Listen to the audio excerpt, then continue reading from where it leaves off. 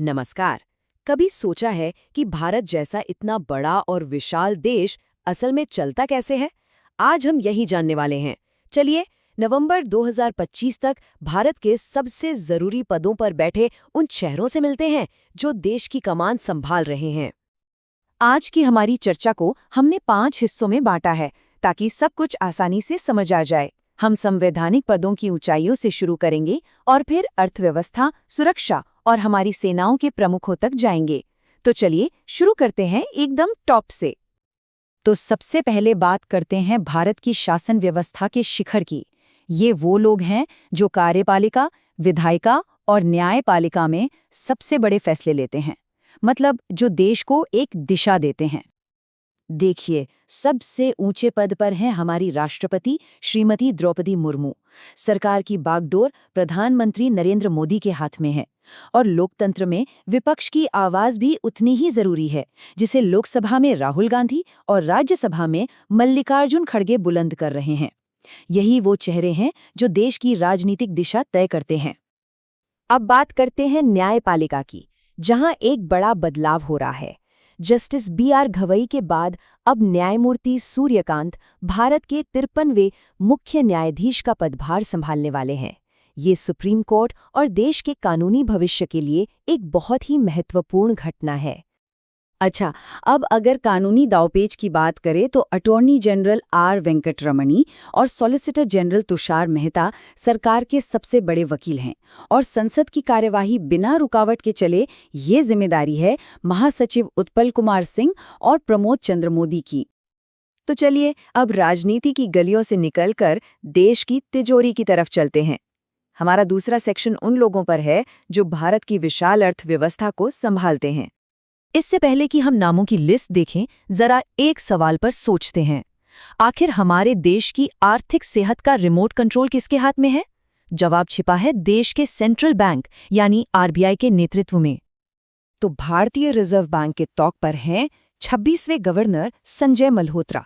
लेकिन यहाँ ध्यान देने वाली बात यह है कि डिप्टी गवर्नरों की टीम में 2 नए चेहरे शामिल हुए हैं, श्री चंद्र मुर्मू और पूनम गुप्ता।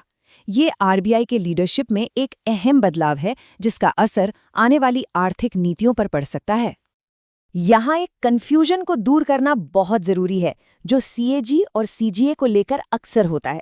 देखिए, कैग यानी सीएजी सरकारी खर्चों का ऑडिट करते हैं और इस पद पर हैं के संजय मूर्ति। वहीं दूसरी ओर सीजीए यानी सीजीए सरकारी खातों को मैनेज करते हैं और ये जिम्मेदारी टीसीए कल्याणी संभाल रही हैं। आसान शब्दों में कहें तो एक हिसाब की जांच करता है और दूसरा हिसाब रखता है। अब कुछ और बड़े खिलाड़ियों को देखते हैं। हमारे स्टॉक मार्केट पर नजर रखने वाले सेबी के चेयरमैन हैं तुहिन कांत पांडे और सरकार का जो थिंक टैंक है यानी नीति आयोग, उसके सीईओ हैं बीवीआर सुब्रमण्यम। और हाँ, खेल की दुनिया में भी एक बड़ा बदलाव है। भारत के क्रिकेट की विशाल अर्थव्यवस्था को कंट्रोल करने वाले बीसीसीआई के नए अध्यक्ष अब पूर्व क्रिकेटर मिथुन मनहास हैं। इकोनॉमी के बाद अब बात करते हैं देश की सुरक्षा की। ये वो लोग हैं जिनकी वजह से हम और आप महफूज महसूस करते हैं। चलिए राष्ट्रीय सुरक्षा, रक्षा और विदेश नीति के लिए जिम्मेदार टॉप अधिकारियों पर नजर डालते हैं। भारत की सुरक्षा की रीढ़ असल में यही टीम है।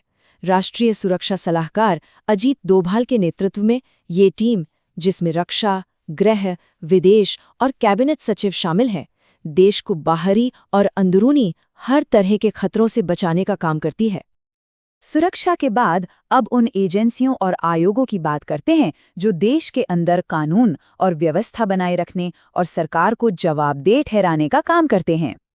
आगे बढ़ने से पहले एक बहुत ही जरूरी संस्था के बारे में जान लेते हैं, डीआरडीओ। आखिर ये है क्या? आसान शब्दों में कहें तो ये रक्षा मंत्रालय की रिसर्च और डेवलपमेंट विंग है, जिसका काम है हमारी सेना के लिए नई नई टेक्नोलॉजी बनाना। और इसके मौजूदा चेयरमैन हैं समीर वी कामत। अब जरा देश की बड़ी जांच और खुफिया एजेंसियों के प्रमुखों को देखते हैं। प्रवीण सूद सीबीआई का नेतृत्व कर रहे हैं, तो वहीं राहुल नवीन ईडी के डायरेक्टर हैं, जो वित्तीय अपराधों से निपटती है। और हमारी बाहरी खुफिया एजेंसी रॉ के नए निदेशक पराग जैन हैं, जिनकी भूमिका देश को सुरक्षित रखने में बहुत अहम है। शासन का मतलब सिर्फ जांच और सजा नहीं, बल्कि हर नागरिक के अधिकारों की रक्षा करना भी है। और इसी काम को अंजाम देते हैं ये राष्ट्रीय आयोग। विजया किशोर राहटकर महिला आयोग की कमान संभालती हैं, तो वही किशोर मकवाना, अंतर सिंह आर्य और हंसराज गंगाराम अहीर क्रमशः SC, ST और पिछड़ा वर्ग आयोगों के अधिकारों के लिए काम करते हैं। और अब आखिर में बात करते हैं उन जांबाजों की जो हमारी सरहदों की हिफाजत करते हैं, हमारे सशस्त्र और अर्धसैनिक बल। हमारी सशस्त्र सेनाओं की कमान इन अधिकारियों के हाथ में है। Chief of defence staff general Anil Chauhan तीनों सेनाओं के बीच तालमेल बिठाते हैं।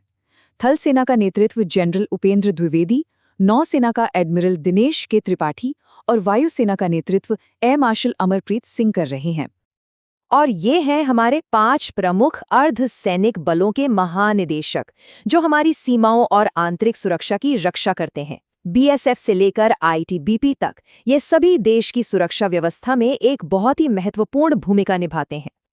तो ये हैं वो लोग जो 2025 में भारत की दिशा तय कर रही हैं। अब ये सब हमें एक बड़े सवाल पर लाकर खड़ा करता है।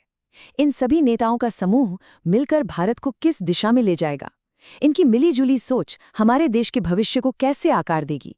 ये एक ऐसा सवाल है जिस पर हम सभी को सोचना चाहिए।